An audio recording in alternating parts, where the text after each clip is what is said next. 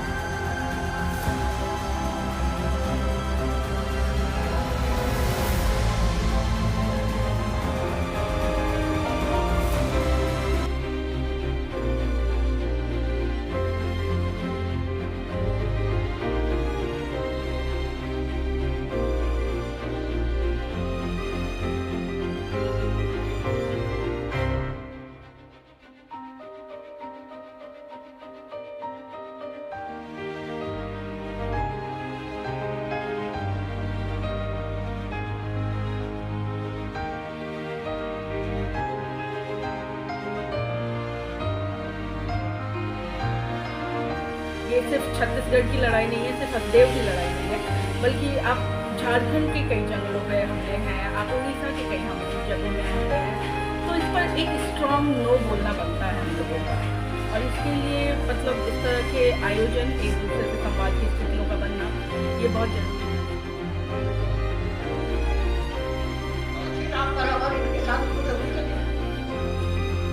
तो यह देखिए वहाँ जात भाई चटम्बन नहीं है।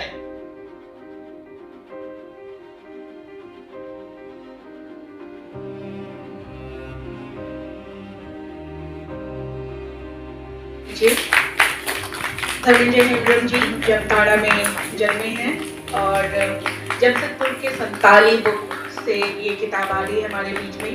51 कविताओं का संग्रह है, ये संख्या 106 है और ये सामाजिक मुद्दे, आदिवासी दर्शन और अस्तित्व से जुड़ी है। बहुत बहुत स्वागत है दोनों रचनाओं का। एकेडमिक सर्कल तक किसी तरह है तो बच्चे क्या कभी बीए के लिए लिख रहे हैं तो बच्चे लोग चलाक है, ठीक है।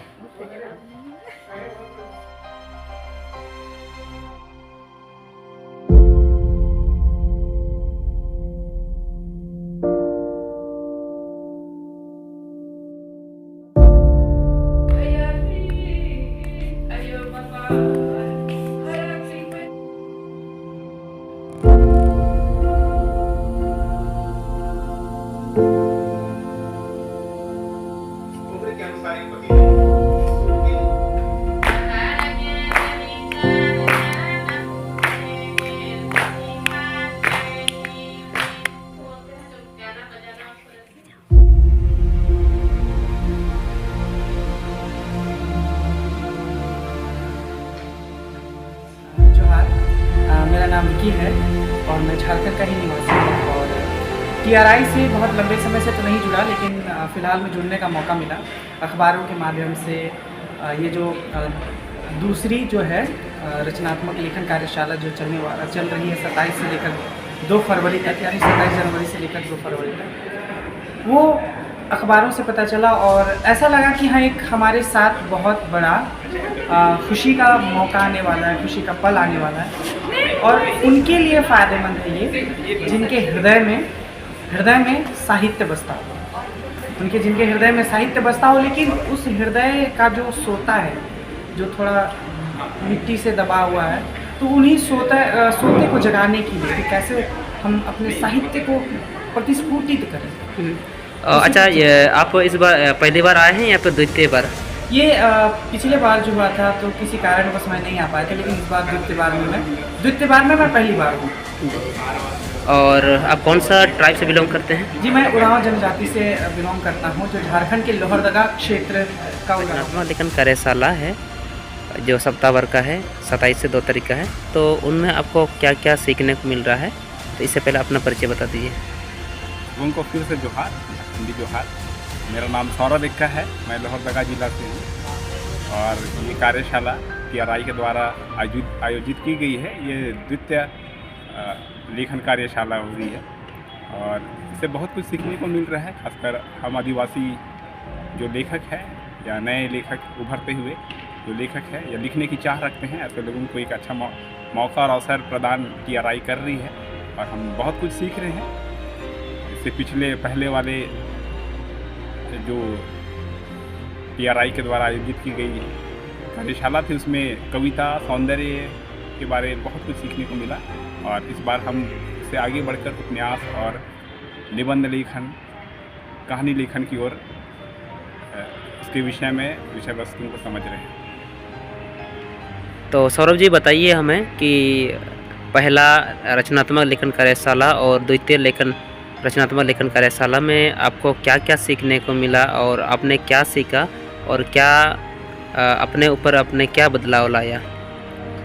जी, पहले कार्यशाला में हमने बहुत सारी बेसिक चीज़ों को सीखा था, कैसे लिखना है, कैसे रचना करें, कैसे चित्रों, अगर कहानी ले रहे हैं तो कहानी के चरित्रों का चयन कैसे करें, उसका चित्रण कैसे करें, इन सारी बातों को सीखें। अगर कविता ले रहे हैं तो कैसे हम उसको लिखें, हमारे मन की बातें होनी चाहिए। जैसे पिछले बार का जो सेशन था पिछले बार के सत्र में जसिंता मैम के द्वारा जो सेशन दिया गया था, उसमें उन्होंने बताया कि वो कैसे अपनी कविताओं को लिखती है, और वो बताई कि अपने दिमाग, अपने विचारों का ज़्यादा प्रयोग नहीं करते, पर अपने मन की बातों को वो सुनती है, और जो प्राकृतिक है या जो आदिवासी हम हैं, और उस जुड़ाव को जो प्राकृतिक से जुड़ा हुआ है उसके विषय में सोचती है, और जो मन में ऐसी बात आती है, जो मन के साथ जुड़ा, ऐसा प्राकृतिक के साथ जो जुड़ाव है, उन बातों को अपनी कविता में वो बड़ी सरलता से लाती है।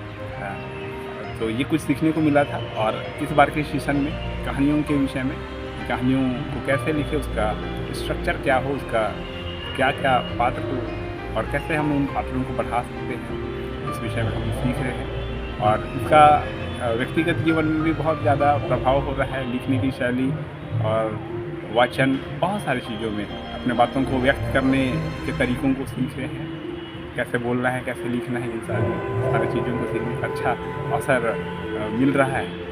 और व्यक्तिगत जो मुझे लाभ हुआ है कि मैं अपने कविताओं को और अच्छे से लिखना सीख रहा हूँ, अपने विचारों को और अच्छे से व्यक्त करना सीख रहा हूँ कविताओं के द्वारा।